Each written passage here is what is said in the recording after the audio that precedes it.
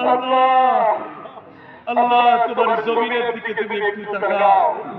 আল্লাহ তোমার প্রাণীগুলি পশু পাখিগুলি কত কষ্ট হচ্ছে মাবুদ। আল্লাহ তোমার রহমতের বৃষ্টি একটু দিয়ে দাও আল্লাহ। আল্লাহুম্মা আমিন। আল্লাহ আল্লাহ চক্ষু দিয়ে আল্লাহ জাহান্নামের আগুন, আল্লাহ জাহান্নামের আগুন থেকে মাফ করার মতো চোখের পানি যথেষ্ট। এই চোখের পানি ঝরার আল্লাহ তোমার রহমতের পানি তুমি বর্ষণ করো আল্লাহ।